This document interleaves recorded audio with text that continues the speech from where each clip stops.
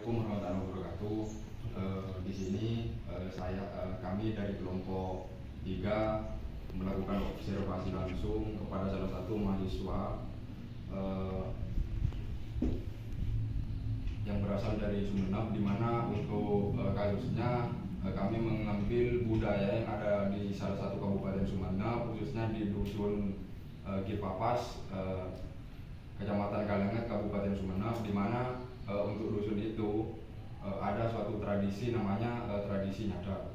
Jadi kami di sini melakukan wawancara langsung kepada salah satu mahasiswa yang berasal dari desa Kipapas tersebut tentunya. Ini yang bernama Bambang Sukrisno. Ini adalah juga mahasiswa UTM. Kami ingin melakukan beberapa pertanyaan mengenai apa sih nyadar itu seperti apa. Jadi untuk Mas Bambang sendiri, ini Mas Bambang Sukrisno ya, pertanyaan saya itu tentang tradisi nyadar ini adalah tradisi yang sangat booming di Kabupaten Sumeneb tentunya, dan ini merupakan budaya yang sangat luar biasa, khususnya bagi masyarakat desa Kipapas tentunya, yang notabene adalah mata pencahariannya itu garam. Jadi di sini saya ingin bertanya tentang nyadar itu seperti apa. Jadi untuk nyadar itu sendiri itu sejarah awal mulanya itu seperti apa, Mas Bambang? Oh ya, terima kasih, Kak. Nah, begini, mengenai sejarah nyadar itu sendiri tentunya tidak lepas dari mata pencaharian masyarakat pinggir Bapas. Nah, di mana masyarakat pinggir Bapas ini mata pencahariannya salah satunya adalah petani garam. Nah, berbicara tentangnya tidak terlepas dari asal mula garam itu sendiri, garam yang ada di Madura sendiri. Nah, bertanya tentang budaya atau tradisi nyadar itu bermula dari Kiai Anggasuto. Nah, di mana pada saat itu terjadi perang antara Pangeran Bali dengan Pangeran Sumeneb yang bernama Pangeran Lor dan Pangeran Wetan itu berperang. Nah, dan ada salah satu prajurit Bali itu kalah dan mengasingkan diri terhadap pinggir Bapas. Nah, dan di situ dia karena sosok Anggasuto ini disegani di Keraton Sumeneb, yaitu Anggasuto meminta terhadap Pangeran Lor. Nah, orang yang mengasingkan diri ke arah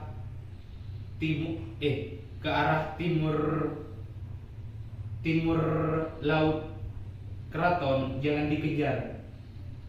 Nah, ada kata-kata seperti itu oleh Anggasuto terhadap Pangeran Lor. Nah, dan di situ orang yang prajurit Bali itu yang mengasingkan diri terhadap pinggir Bapas tidak lepas kehidupan sehari-harinya itu berperang gitu.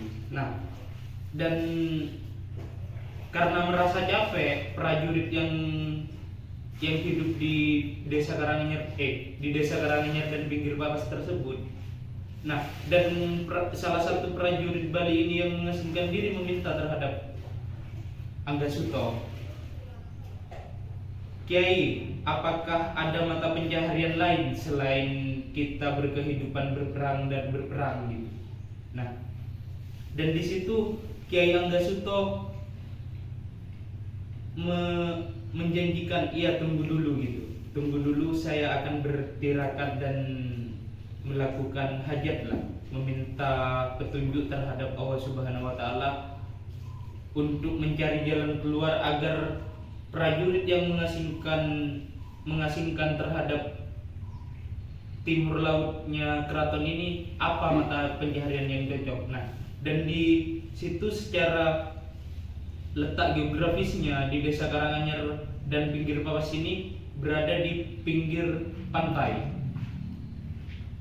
Nah, berselang selama beberapa hari setelah Anggasuto mengucapkan terhadap prajurit tersebut, dia melakukan tirakat dan sholat hajat melalui Islam, sholat dan segalanya tahap-tahap itu beberapa hari dan menemukan petunjuk. Nah, di situ Anggasuto meminta terhadap prajurit Bali, ikuti langkah jejak kaki saya.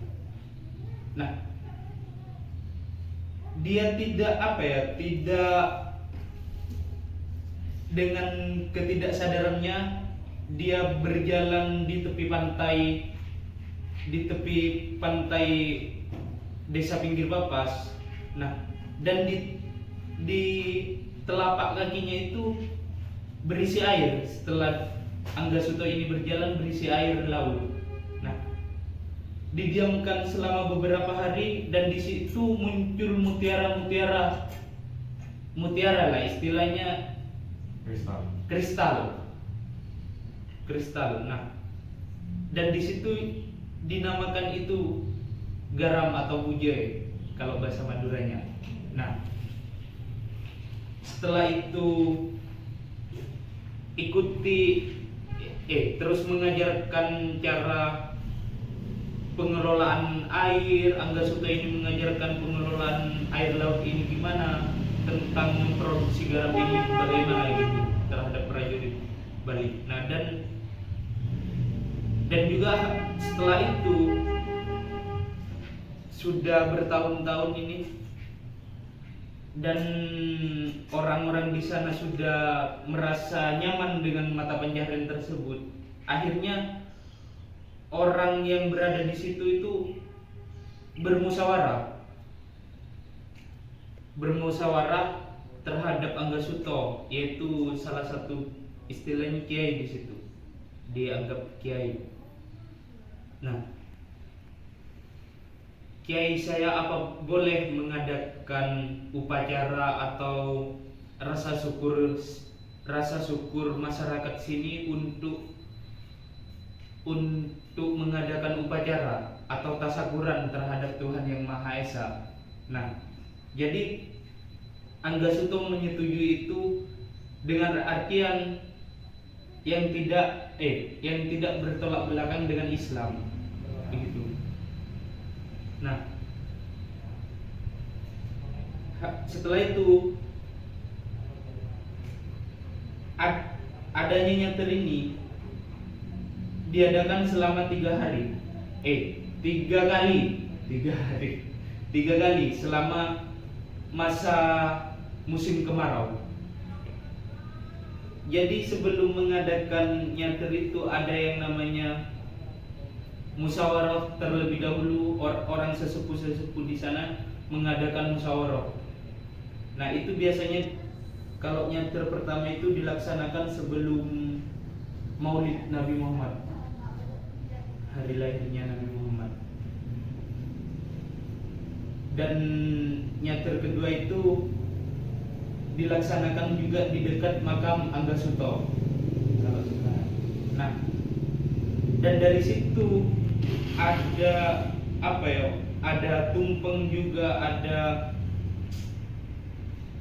ayam yang disembelih buat dijadikan ikan tumpeng itu kira-kira. Jadi untuk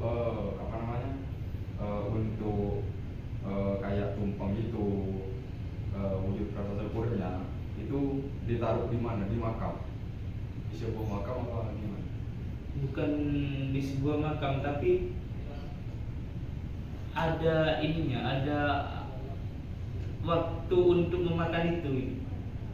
Itu ditaruh di mana? Sesajennya itu Di daerah pemakaman Anggasuto. oh, di daerah pemakaman. Nah, jadi orang-orang sana ketika mau mengadakan acara ya, misalkan acaranya biasanya hari Sabtu, hari Jumat dan Jumat pagi sudah orang-orang desa Karanganyar dan Pinggir Bapas itu sudah mulai berangkat ke daerah pemakaman tersebut, daerah pemakaman Kiai Anggasuto itu.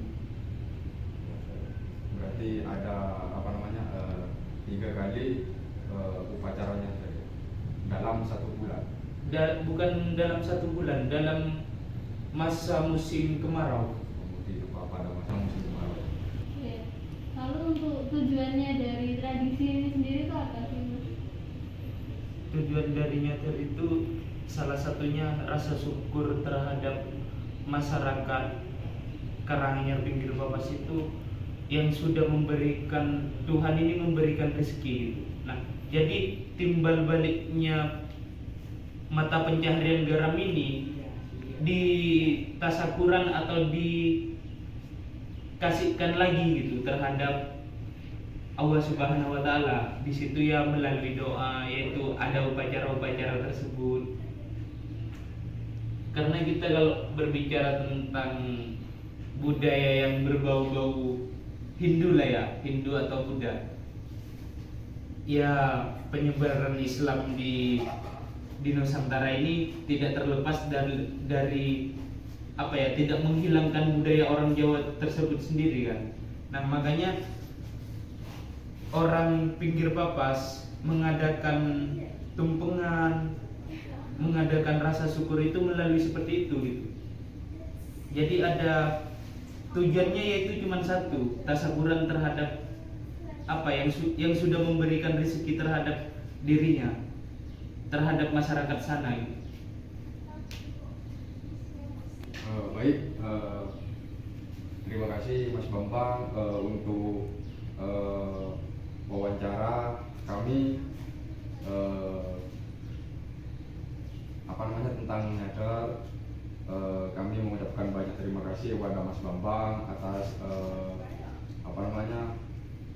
segala informasi yang telah kami tanyakan kepada Mas Bambang itu sepenuhnya tentang nyadar itu. Jadi mungkin dari kami itu hanya segitu saja untuk informasi tentang nyadar itu seperti apa sih, mungkin begitu. Jadi kurang lebihnya mohon maaf. Wassalamualaikum warahmatullahi wabarakatuh. Waalaikumsalam.